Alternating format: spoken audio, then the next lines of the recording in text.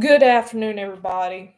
I wanted to create this video a tribute to my father, Ha Nguyen, for passing away. This has been a really big grieving process for my family and I, but I wanted to make this tribute to my father because I just feel like this would help me get some closure from my father, and I really hope that you know I will be able to move forward and just be able to live in the memories that my father has given to me. I also do want to say thank you to everybody who has supported me through this grieving process that I've really dealt with. My dad had a very sudden passing. Um, and a little bit of back history of my father. My father was a military soldier. He came from Vietnam as a military soldier, and he told me many times of being fighting in war, and North Vietnam took over, and they were trying to fight with South Vietnam. They've been a communist country for many, many decades. I have learned so much history upon what I've seen and I've heard, and I've watched the Vietnam War. I've heard so many different stories of the Viet Cong, and just embracing my culture. Um, my dad was he was a very strong minded person. I felt like there were many challenges that I was faced with in my father history of his ancestry and all that. Long story short, I grew up in Rock Hill, South Carolina. My family, uncles, aunts live in Rock Hill, South Carolina. That's where my hometown is. But overall, like most of my majority of my family lives in Louisiana. My father was a father who really didn't speak much, and if I ever spoken to my father, it would be about important things because it was very hard. My dad was a very strict father, um and I had to come to terms with what he went through. He went through a lot of trauma. I myself is still covering from trauma. And please, whatever I say, don't take this to heart to people who have experienced trauma, because we all have had some kind of trauma in our lives. Trauma affects a lot of what you go through in life. I've had a hell of a lot of relationships. The one thing that my father always made sure that he did was to explain to me how important family was, and so my background history of going through and hearing the Viet Cong fight war with the United States, and no fighting yeah fighting war, and just battling a war that was just so destructive. It was very destructive. Things got very carried away between the North Vietnam and the South Vietnam. um I had seen a lot of YouTube videos that had documentaries that talked about families who've gone through war and how traumatizing it is. There was a lot of shooting, a lot of killing, a lot of trauma, exact trauma that created, you know, when my dad was younger, he had a very hard life.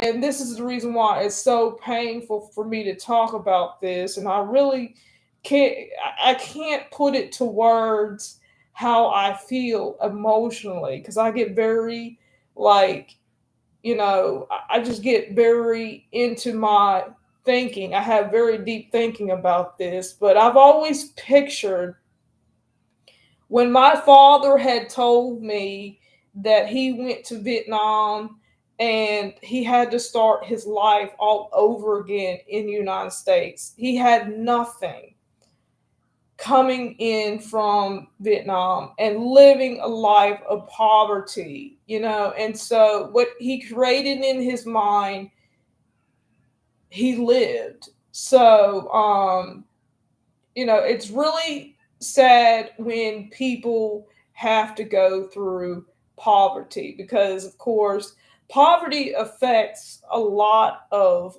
how people live.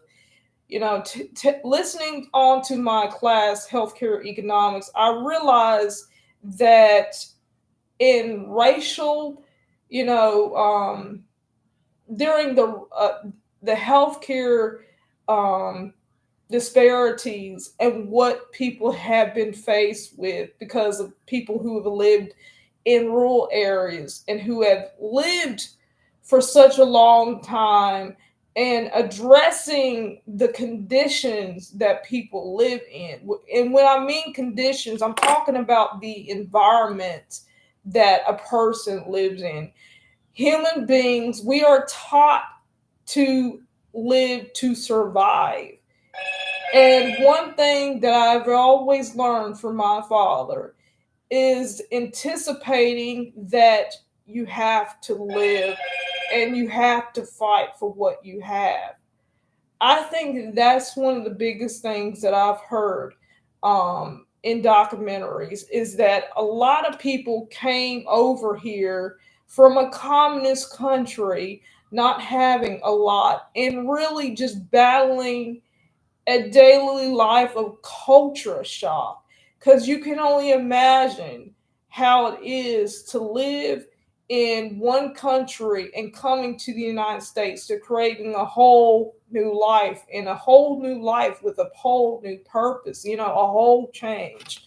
So, like I said, I wanted to dedicate this to my father because I realized that over the past decades of my life, I mean, I've been living for 36 years. My dad passed away at 66. I thought to myself how important it was to put family above everything else. And so when I when I talk about these things, it's important to find ways of how to really cope and deal with your sense of trauma. If you have childhood trauma or if you have any type of trauma in your life, you are going to feel, the emotions that most people feel because, like, and sometimes people say all the time, like, I've talked to my therapist about it. Sometimes those feelings that impact your what the way you live, your environment, to your environment, and it impacts your ways of thinking and the way you behave and how you communicate with people. And so what I had to do for the longest time is understand that I came, I came and I came from living in the United States, and my parents, they had pretty broken English.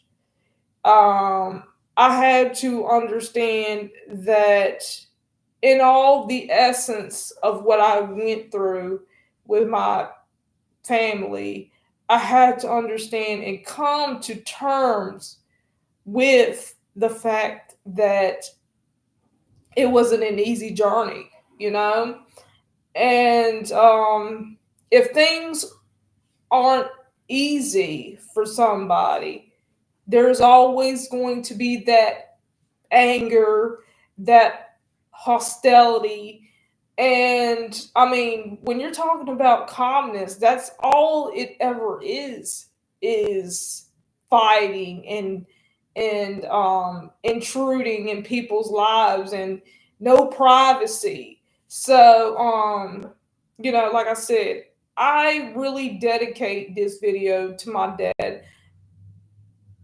An autobiography is, well, what you would call it, but like I said, my father had lived to be 66, and throughout the many years of dealing with my dad, it was, I had a very toxic relationship with my father, I will not lie.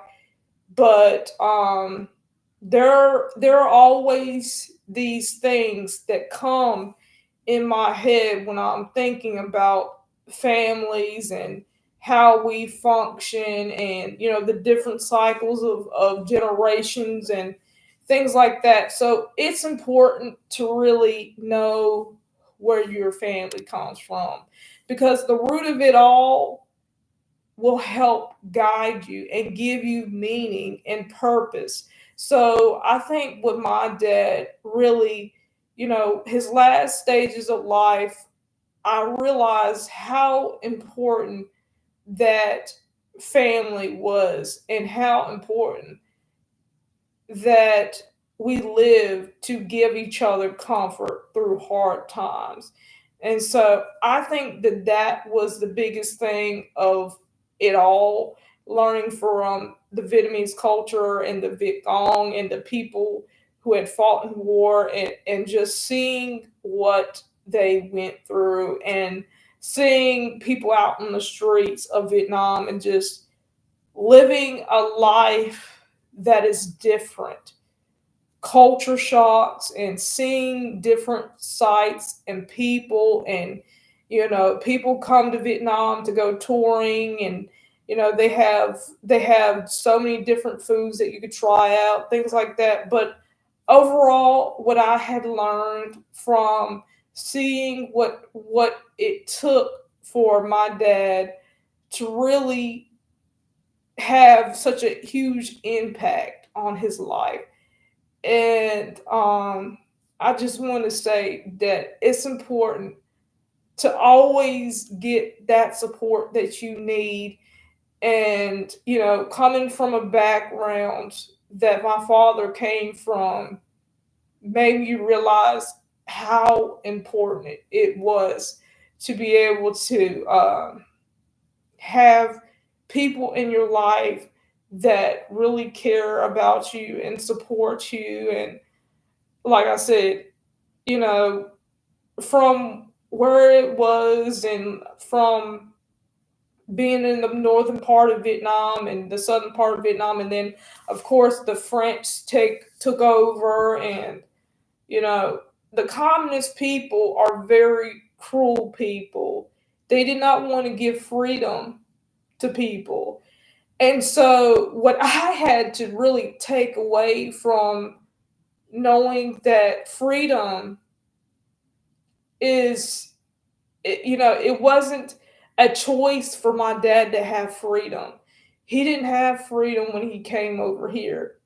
He always told me that he did not have freedom. And when you're lacking in something, like you're not able to have, a TV, or you're not able to listen to different things because the government will come after you. And it's just all those things, and that I think about, it made me realize how grateful I was to be able to live a life of freedom. And so I think that that was the biggest takeaway that I got from learning from my father, was that freedom, you know, he wanted freedom. And so that's why he left Vietnam to come over here to live in the United States. And he said he would, you know, so many years of living over here, and he was not happy about where his living circumstances are. And trust me when I say, I understand it. America is very stressful. It's not one of those, the American dream that a lot of people talk about. But there are a lot of different things that come up in my head when I think about communists and the Viet Cong just killing people. They were just shooting people and killing people off. And so I just find that to be very heartbreaking. It's heartbreaking and it's drenching, and it's it's something that I had never ever expected to happen. But yeah, I just wanted to really talk more about that. And like I said, this may be an ongoing thing for me because I'm still going through the grieving process because it's only been a month since my dad passed away. So it's just all in my head right now, which is why I'm making this, documentary. And so I'm hoping that if anybody goes through a situation like this, to just be open about sharing what you've really went through. And so it's so important that for me especially, to be able to know my culture. Okay, and so I'm just reading a little bit about the president of Vietnam and who was the current leader. And it says that since Vietnam is a one party state, according to Wikipedia, with the Communist Party of Vietnam being the sole party allowed by the Constitution, and all its successor socialist republic have been members of the party while holding office. Their current president is Lam since 2000 May 2024, and so he has became president of the United States. And is really has this whole idea of what he really went through. And so the former president of Vietnam was 53 years old. His name was Vo Van Thuong. Yeah, I think that's his last name. And so he was initially former president of Vietnam, who had served between March 2023 to March 2024, and he has served since the age of 53. So that's how long he has served.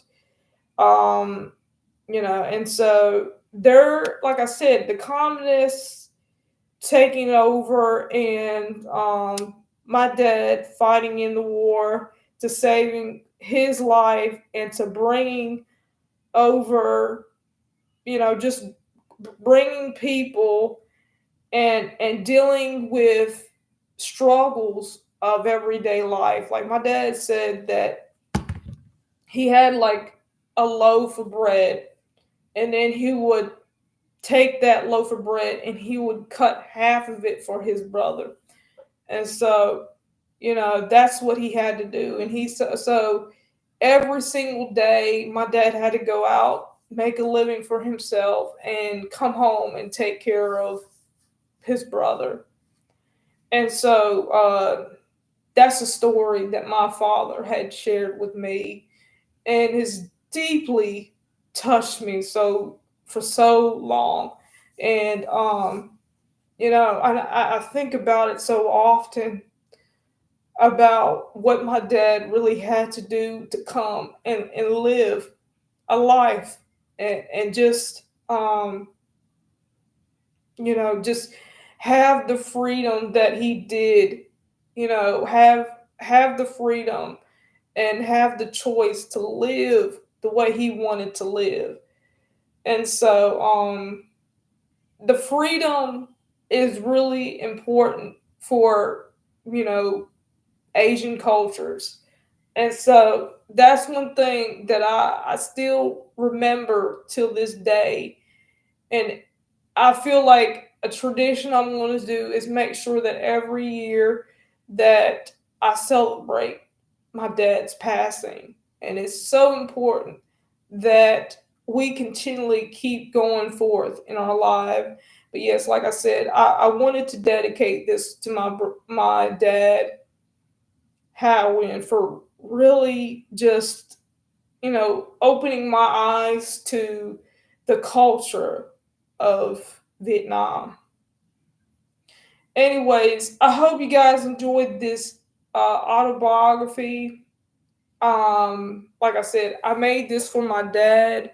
So I hope that you guys enjoyed this as much as I did while, creating a YouTube video about this. I hope to be able to make more videos coming up, and just seeing everybody around this community has helped me out so much and helped me to understand that I'm not alone in any of this. I just talked with my cousin about my dad today, and it just helped me to understand more about my culture, and that's something that I I would never forget.